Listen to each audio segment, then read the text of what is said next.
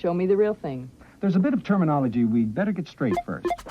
When a large collection of data is organized systematically, it is called a database. In other words, a database is a filing system, which contains lots of files, each of which contains lots of records, each of which contains detailed items of information, which are called fields.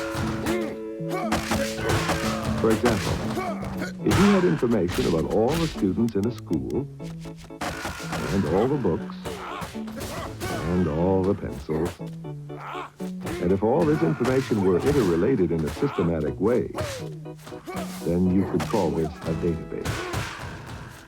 And the information about one particular class of students could be called a file. And the information about one particular student could be called a record.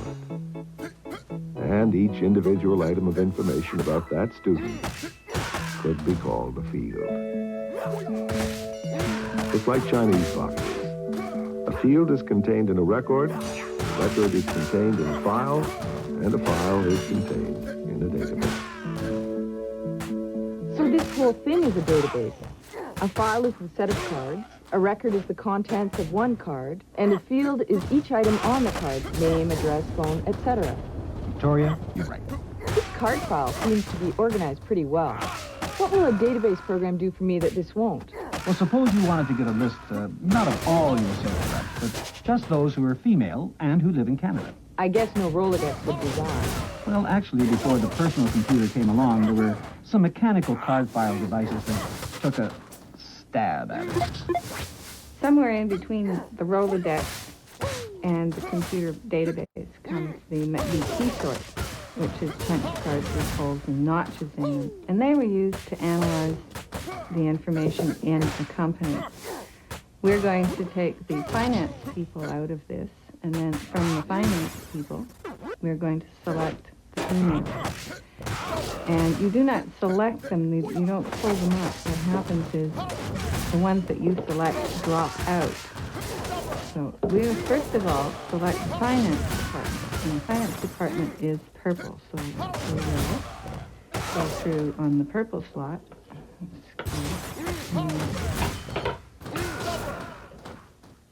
Now we're going to find all the females in the finance department. So there, and we list everyone who doesn't belong to that category out, and all the females out.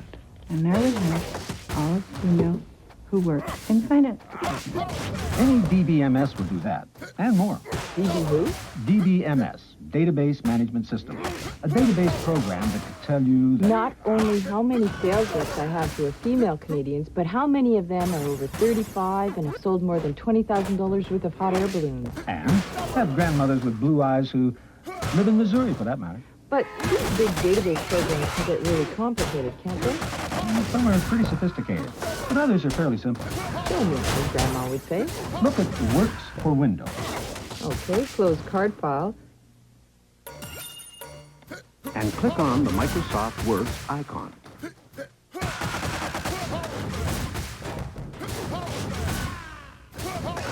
So it's not just a database. No, it's an integrated program that lumps together several different applications. Choose database. Start by designing a form. The first field name could be... Name. Colon, enter, width, 20 spaces, that should be it. Okay. Now, to keep it simple, we'll limit this form to sales reps, country, sex, age, and sales to date. Now you can fill in the data. Name. Wendy Craig or Craig Wendy. Press tab to go to the next field name. Sex. How many men do you know called Wendy? Well, the computer doesn't know it's a female name. Okay. Female. We'll fill in the rest. You get the idea? Assume we put in all your names and addresses. Now you can look at them as a list if you like. See the icon that looks like a set of cards is now highlighted. Click on the one next to it that looks like a list. Oh, it's the same deal as Windows card file. Until you see what it can do, click on the icon with the question mark. You're now in the query mode, and you can do a key sort. Opposite country, type Canada. Opposite sex, type... Male. Wait a minute, I thought you were going to sort out the female. 6'2", broad shoulders, dark hair. Oh, mind your own business. Over 35. How do I type that? The greater than sign. The right-facing V on the bottom row of keys.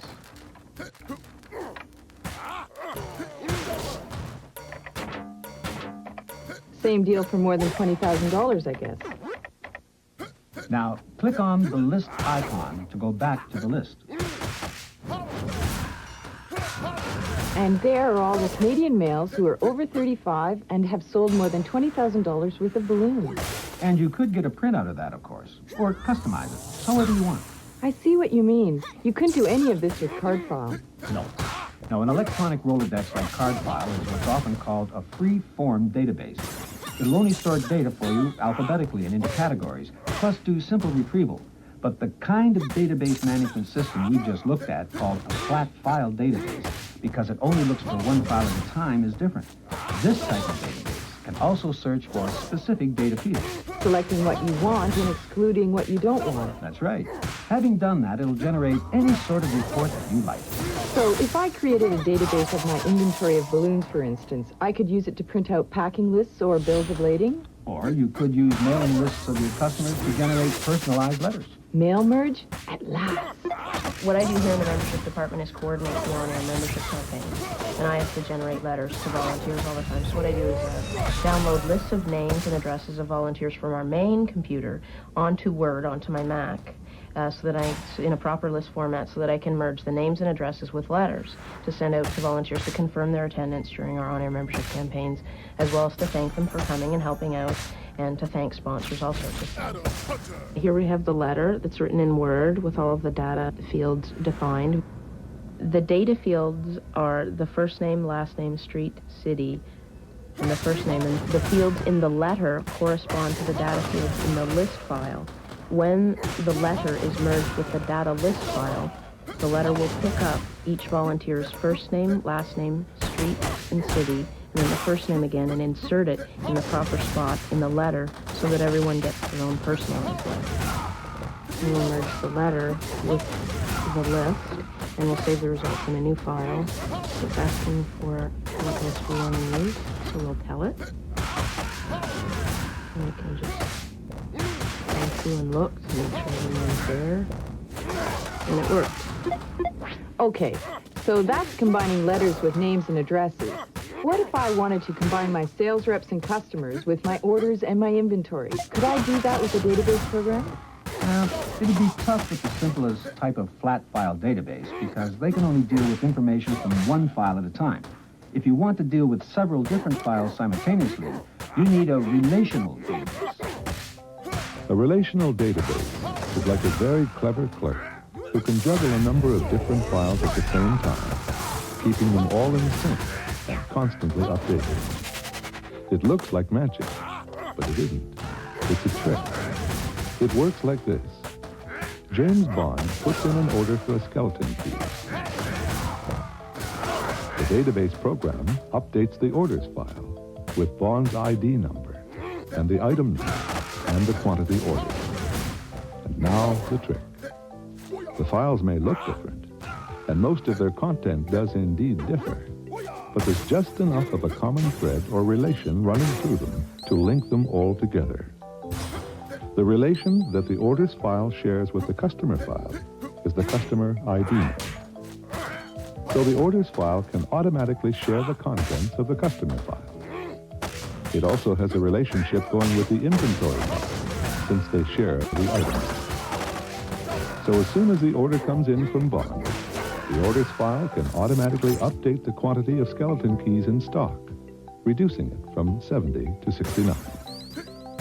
At the same time, the orders file can check the price of a skeleton key and update the balance of 007's account in the customer file.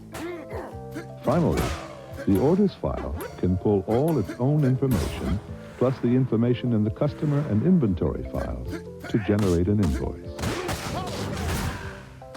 That's the secret of how our relational database juggler manages to keep control of all those totally separate-looking functions. Not by smoke and mirrors, but simply because the files aren't really separate at all. They're all tied together by invisible threads. So a relational database not only sorts and retrieves and searches and reports, it also interrelates your data. Couldn't have put it better myself. What are the most popular relational database programs? DBase 4, Fox Pro, Paradox. A relational database is a non-redundant collection of data designed to be used by many different applications. That is the dictionary definition.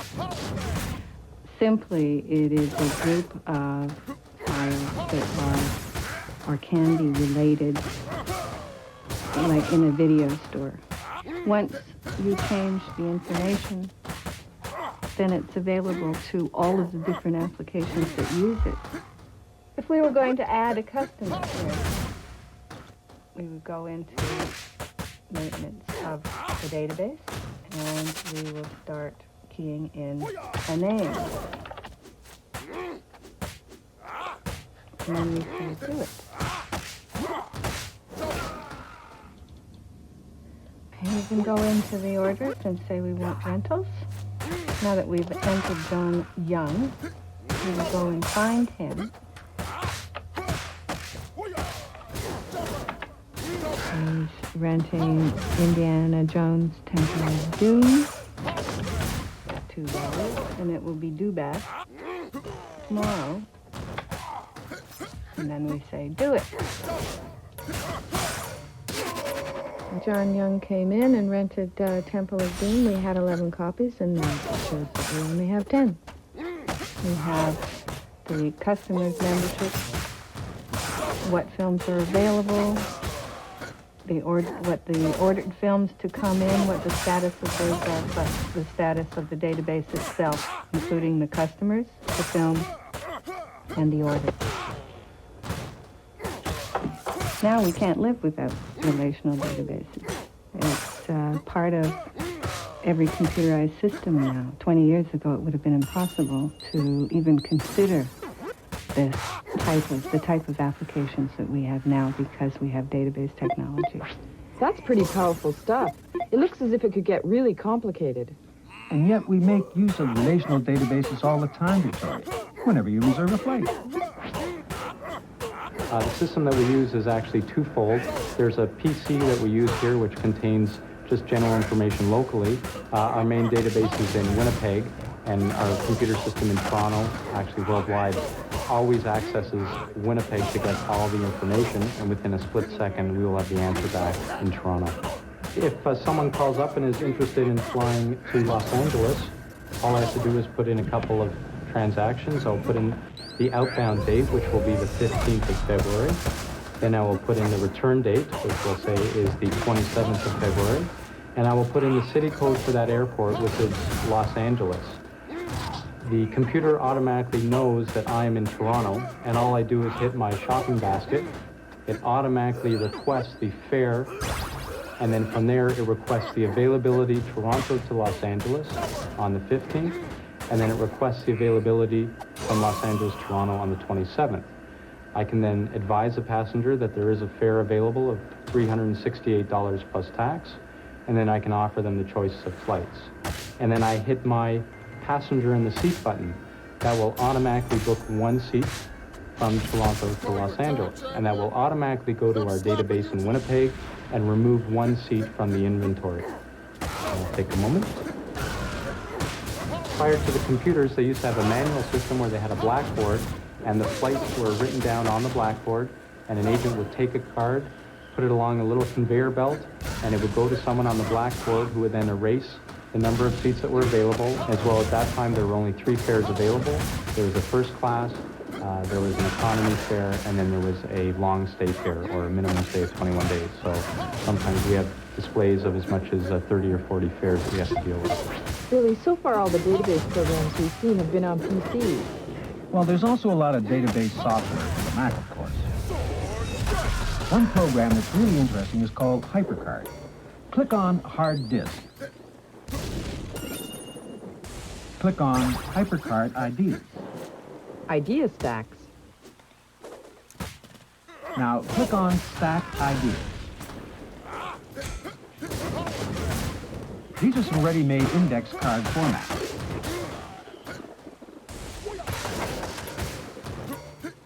They give you dozens of different designs for a whole range of applications.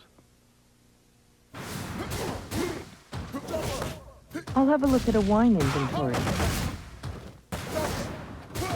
There's also a menu, a grocery list, an order form, a library, a calendar.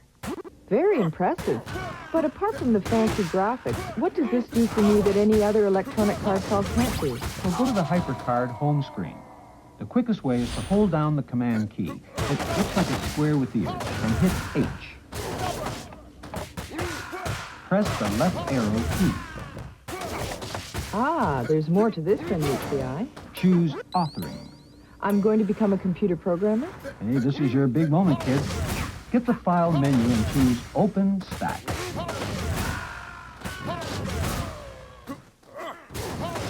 Choose Up.